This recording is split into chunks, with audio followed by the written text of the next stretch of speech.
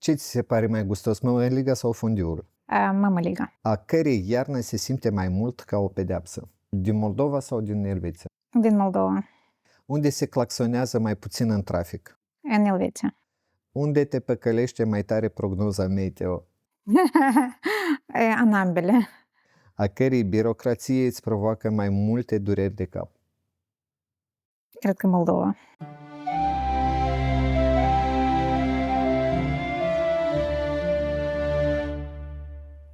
Noi suntem foarte curioși să aflăm care este domeniul tău de activitate, cu ce te ocupi. Momentan lucrez în proiecte, dar de fapt toată viața am lucrat în proiecte de diferite feluri. Acum lucrez în proiecte de infrastructură în Elveția. Infrastructură, ce presupune asta? De exemplu, cel mai banal, de exemplu, zic tot timpul tunelul Gotthard. Așa. Deci, a doilea tub îl construim noi. Firma în care eu lucrez. Și toate tunelele din Elveția sunt curățite, sunt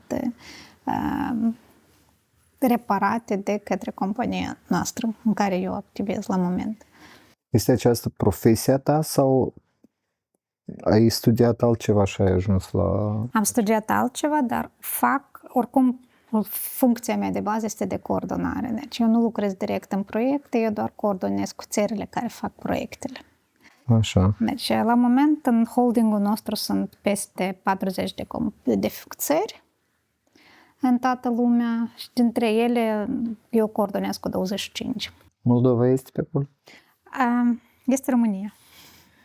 Moldova cu siguranță este acolo pentru că ești tu. Eu, exact. Care sunt studiile tale și unde le-ai făcut? Și cum ai ajuns în genere în Elveția? Studiile mele sunt în Moldova și în Germania. Germania. Și în Germania, Așa. da. Eu am absolvit Universitatea de Stat din Moldova, plus Institutul Internațional de Management. Așa. Apoi am lucrat în Moldova la Ministerul de Economie, apoi la GIZ, fosta GTZ, Deutsche Gesellschaft für internationale Zusammenarbeit. Ceva din muzică, dacă da, nu să înțeleg. Este cooperare pentru dezvoltare, deci tot erau proiecte. Așa. Am început cu proiecte de agricultură, apoi am trecut la proiecte sociale, unde am lucrat împotriva traficului de copii și a femeilor. În cadrul proiectului meu am construit 4 centre pentru femei abuzate acasă și pentru perfecționare profesională, se poate spune așa. Da. Deci ideea era ca să oprim femeile să meargă peste hotare. Ce făceam noi? Noi găseam uzine, companii care aveau nevoie de lucrători, aduceam femeile acolo, ele învățau. Asta în Moldova? În Moldova, cât am trăit în Moldova, da. Învățau acolo, apoi rămâneau să lucreze acolo. Și astfel noi am stopat puțin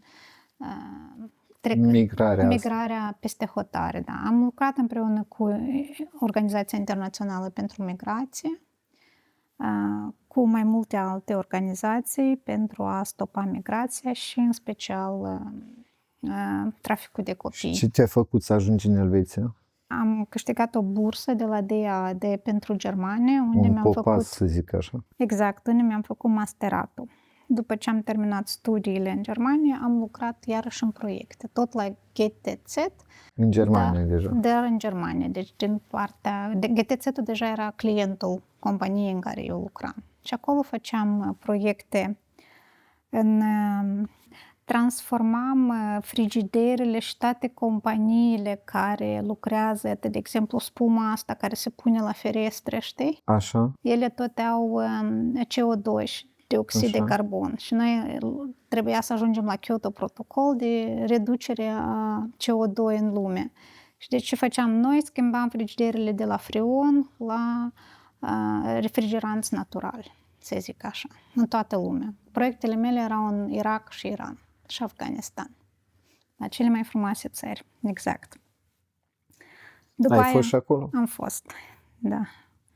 Păi nu ți-a fost frică? Acolo e mereu război.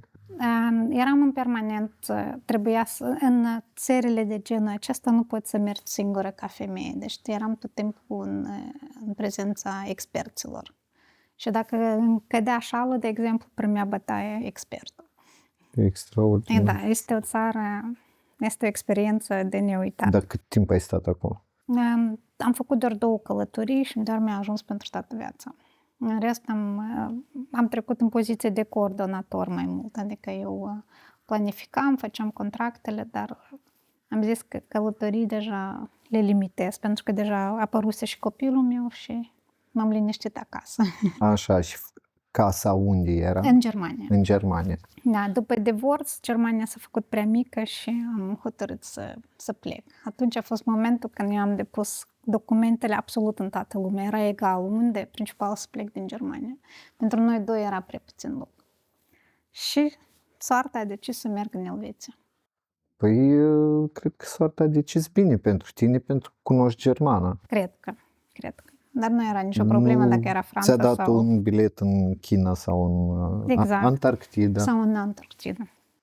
Acolo sunt refrigeranți naturali. Exact. De ce nu?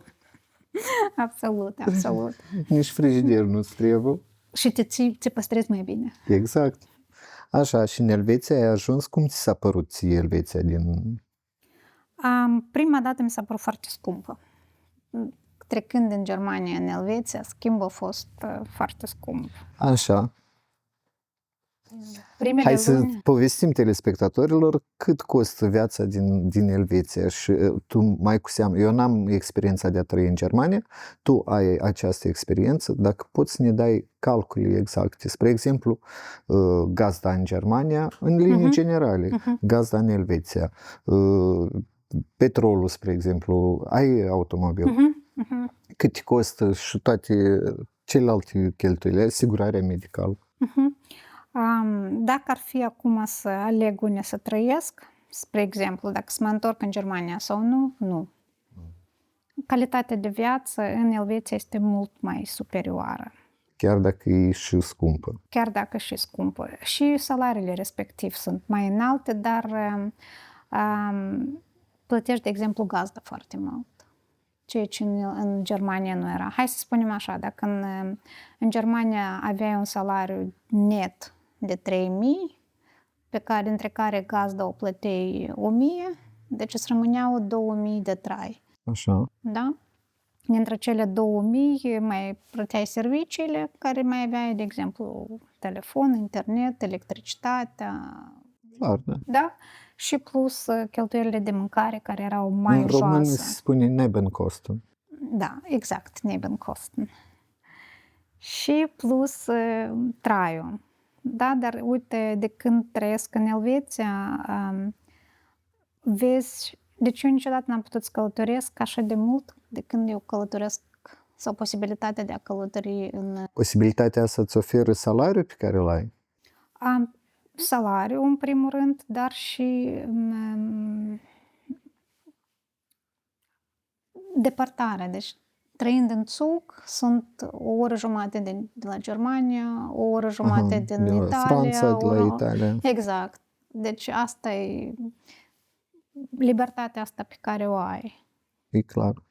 Dar cheltuielile sunt mai mari aici, deoarece singur îți plătești asigurările, singur îți plătești. Deci, de exemplu, în Germania, dacă 50% ți le achita statul sau nu aveai grijă de asigurare medicală, cel mai mult asigurare medicală și chiar și pentru mașină, că și în Germania am avut mașină, era mai puține cheltuieli decât în Elveția.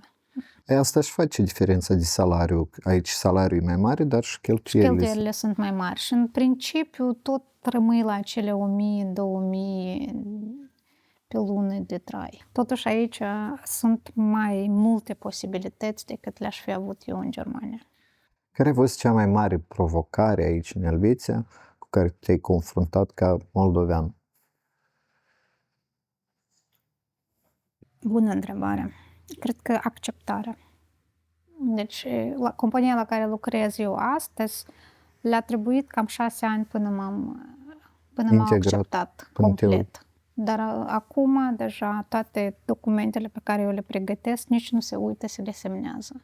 Deci dacă până atunci era fiecare, se uita de 10 un control ori. riguros. Exact.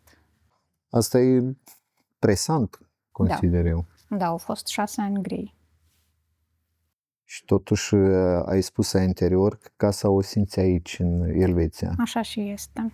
Casa mea este acolo unde este Unde este copilul meu. familie, Da. exact. Dar în Moldova mai ai pe cineva. Da, toată familia mea este în Moldova. Comunicați? Comunicăm regulat. Eu Mergi vizitez în Moldova cel puțin o dată pe an. Ți-ai luat ceva de acasă aici? Am o iconiță și o cărțulie de rugăciuni care le-am primit la nuntă. Extraordinar. Cum crezi experiența ta care ai acumulat-o pe parcursul timpului ar fi cumva utilă și pentru Moldova? Absolut. Cu ce ai putea tu ajuta Moldova? Te-ai întoarce înapoi? Nu. Dar ajut prin ceea ce am trecut eu, prin experiențele care le-am trecut eu, le împărtășesc cu drag și eu fac voluntariat la o ONG, să zic, în Da. Zug, pentru imigranți. Și toți cei care vin noi în cantonul nostru, este un serviciu oferit doar de cantonul Zug.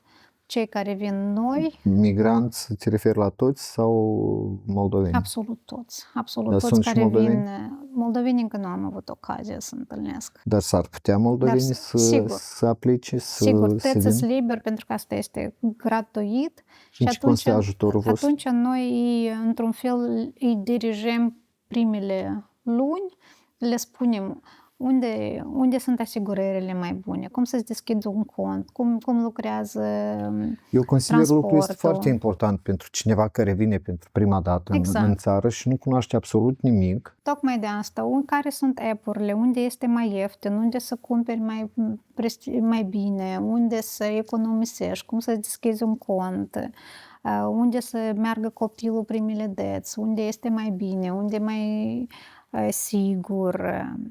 Toate este momentele de integrare. Eu am aflat despre lucrurile astea de la vecinii mei, pentru că am o relație frumoasă cu Exact, vecinii dar și ei așa sunt nu-ți spune elvețieni. nimeni. Mhm. Și ei mi-au deschis unele cărți pe care alți moldoveni, din păcate, nu le cunosc. De acord.